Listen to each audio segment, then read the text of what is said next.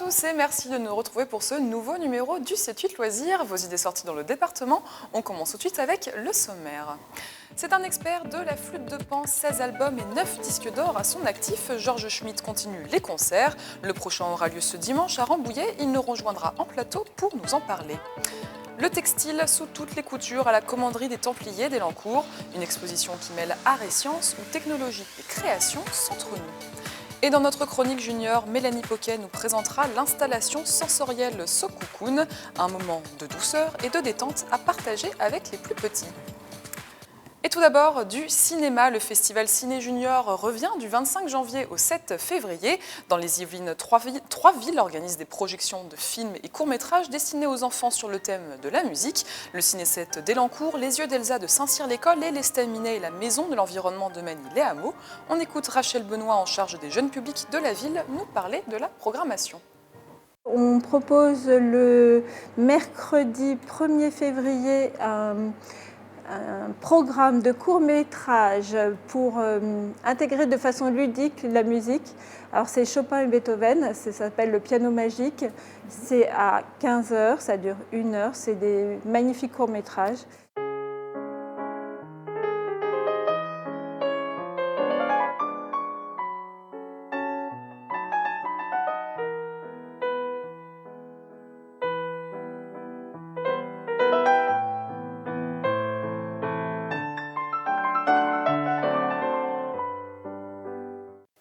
Et d'autres projections sont prévues, notamment le 5 février pour les 2 ans et plus, un film sur les berceuses du monde. Tout le programme à retrouver sur Internet.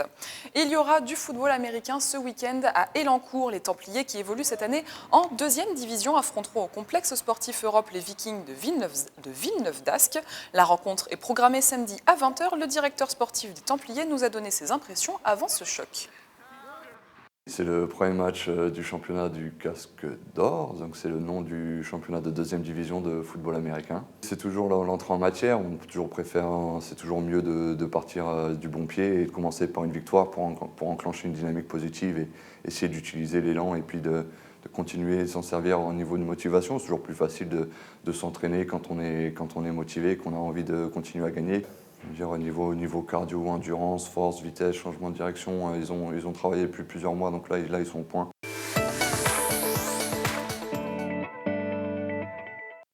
Et je vous le disais en titre, le musicien Georges Schmitt, spécialiste de la flûte de Pan, sera en concert dimanche à Rambouillet. Il est avec nous dans le 7-8 Loisirs. Bonjour Georges. Alors on va revenir un petit peu sur votre carrière, car vous avez eu une vie bien remplie, 16 albums, 9 disques d'or, et vous avez travaillé avec de nombreux compositeurs pour des publicités et des films également. Alors j'ai eu le grand bonheur de travailler avec Ennio Morricone. Ça c'est pour moi un souvenir extraordinaire. Travailler avec Vladimir Cosma, avec le commandant Cousteau, puisque j'ai fait des musiques pour les séries L'Alcyone, ce qui a remplacé la Calypso. Et puis bon, de nombreuses musiques de films avec Yves Boisset, j'en oublie. Et une carrière mondiale également, parce que vous faites beaucoup de concerts à l'étranger aussi. Souvent, alors je suis allé pour représenter la France à l'étranger. Et curieusement, en France, on me dit mais qui vous êtes? Souvent, c'est pas grave. Bon. Mais j'ai été invité par l'UNESCO, les alliances françaises ou les instituts français dans différents pays, à Séoul, enfin en Afrique, en Angola, au Sénégal. Enfin, voilà. Donc c'est vrai que j'ai souvent pris l'avion. Et là, vous revenez justement en France pour un concert dimanche à Rambouillet. Voilà, dimanche je suis à Rambouillet. Allez-y. Dimanche à 16h, à l'église Sainte-Bernadette à Rambouillet. Voilà, où je suis avec mon organiste, Francis Roudier, qui est titulaire de l'orgue à Versailles, j'ai oublié le nom de l'église, Sainte-Jeanne d'Arc, voilà. Et donc, on va faire un concert d'une heure, 1h15 à peu près. Hein. Et avant de poursuivre cet entretien, je propose que vous nous fassiez découvrir un petit peu la flûte de Pan. Avec plaisir. Peut-être pour nos téléspectateurs qui ne connaissent pas forcément ce son. Alors allez-y. Un extrait de Gluck, vous voyez, on peut jouer du classique, de la variété, en fait tout jouer avec une flûte de Pan. On vous écoute.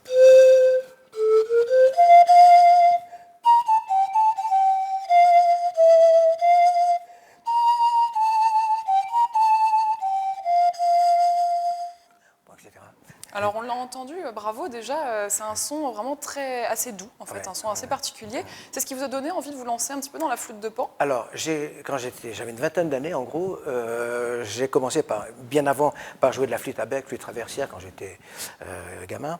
Et puis, c'est vers l'âge de 20 ans, j'ai découvert la flûte de Pan à travers le folklore d'Amérique du Sud, d'Europe centrale. Comme je suis assez bricoleur, j'ai d'abord eu l'idée de fabriquer une flûte pour décorer chez moi, quoi. Et puis peu de temps après, vraiment, je me suis dit pourquoi est-ce que, après tout, j'en jouerais pas. Et voilà, l'enchaînement logique pour moi, comment je m'y suis mis, la flûte de Pan. Et vous le disiez, alors justement, la particularité, c'est que vous construisez, vous fabriquez Je vos propres fabrique, instruments. oui, entièrement. J'ai eu l'idée parce que je fais beaucoup de concerts en église. Il faut savoir qu'aucun orgue n'est accordé. Je fais beaucoup de concerts, flûte de Pan et orgue, flûte de Pan et orgue, flûte de Pan et orchestre. C'est un duo complémentaire, vraiment? Ah oui, c'est magique. Quand on joue dans les cathédrales en France, cathédrale de Strasbourg, je suis allé souvent faire des concerts. C'est vraiment magique ces endroits-là. Mais il faut savoir qu'aucun orgue n'est accordé de la même façon. Enfin, c'est un 440, c'est le diapason normal, mais tous les anciens orgues, Silbermann, etc., sont un ton en dessous ou un demi-ton en dessous. Donc j'ai eu l'idée de remplacer la cire d'abeille, qui est traditionnellement utilisée depuis des millénaires, par des pistons, ce qui fait, vous voyez, il y a des trous à la base de chaque tube, mais l'air ne passe surtout pas par en bas. Ça permet de laisser passer des tiges filtrées, et dans ces tubes, j'ai mis des pistons avec un écrou serti à l'intérieur du piston. Je peux ensuite tirer ou pousser les pistons. Donc vous êtes vraiment l'inventeur de la flûte de Pan accordable. J'ai déposé un brevet il y a pour une trentaine d'années déjà. Voilà, j'ai fait évoluer l'instrument, quoi, disons. Ça n'existait pas vraiment avant. Et ça, c'est vraiment pratique pour faire des concerts classiques. Et puis, j'ai fait beaucoup de musique pour la publicité. Je peux en citer 3 ou 4 pour pas Vittel, Herta, Chambourcy, Jacques Vabre. Enfin, je voudrais terminer sur un petit mot quand même au niveau de votre discographie. Il continue de s'étoffer. Vous allez faire un nouvel album, un 17e album sur la musique irlandaise. Voilà, parce que je me suis rendu compte qu'en mettant, j'adore la musique irlandaise, et j'ai eu l'idée de mettre quelques titres de musique irlandaise à mes concerts, vers la fin de mes concerts. Et j'ai remarqué la réaction du public est vraiment superbe, et tous me demandent si j'ai l'album, enfin bon. Et c'est pourquoi je travaille pour la réalisation de ce nouvel album. Vous avez vu un réel engouement. Et comme je suis un ami de Hugo Frey, ça fait pas mal d'années que je le connais, et je fabrique ses flûtes à Hugues. Et lorsqu'au mois de juillet dernier, j'ai remis une flûte qu'il m'avait commandée, sa 3e flûte. Et j'ai dit, voilà, je prépare un album de musique celtique actuellement. Je voudrais prendre 3 de tes musiques pour les adapter en musique celtique et puis les jouer, les mettre sur l'album. Il a été vraiment enthousiasmé par cette idée. Il m'a dit, écoute, j'aimerais bien participer sur cet album. Est-ce que justement, il m'a dit, fais vite parce que j'ai 86 ans. Et pour terminer cet entretien, est-ce que vous pourriez nous jouer justement un petit air de musique celtique, de musique irlandaise? Ah oui. Quelques notes.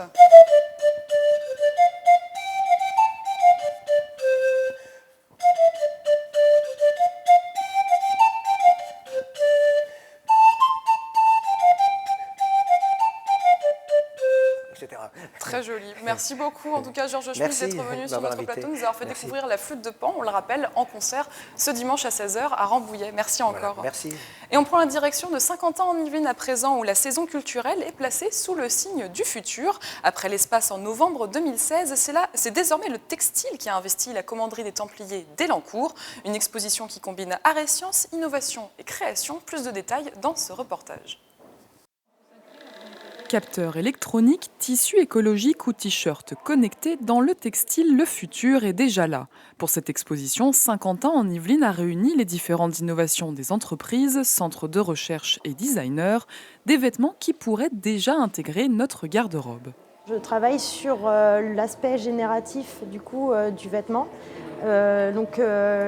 L'interaction n'a pas de fonction en fait ici dans le projet. Il n'a que pour but de montrer en fait une esthétique. Normalement, il y a des batteries en fait qui sont la taille de batterie de téléphone portable, et donc c'est vraiment pour montrer ce qu'on pourrait avoir dans le futur, un futur proche, et du coup aussi des vêtements qui changent de couleur. Une technologie qui se met également au service de l'art, née de la rencontre entre la plasticienne Maflo et Passedois et l'ingénieur Aurélien Conil. Cette installation interactive se transforme en fonction de son environnement. La création que vous voyez derrière s'appelle Tarantella. Elle fait partie d'une série d'installations qui questionnent les racines, les origines ziganes et la féminité. La robe s'anime, elle se montre, elle se dévoile, etc. Mais elle a été conçue aussi pour être comportementale et présentée sous forme de performance avec les publics, donc en réagissant toujours différemment avec ce qu'elle va capter des gens, de la lumière, de leur toucher, de leur présence, etc. Ça veut dire qu'on est très loin, quand on a essayé de passer le cap de juste allumer et éteindre des lumières, c'est vraiment refaire du mouvement un peu organique et de l'animation qui vient raconter un propos. Dans la chapelle de la Commanderie des Templiers, les tissages des œuvres monumentales d'Arlette Vermeeren s'entrenouent à l'infini. Un voyage au fil des créations pour découvrir le textile sous toutes ses coutures.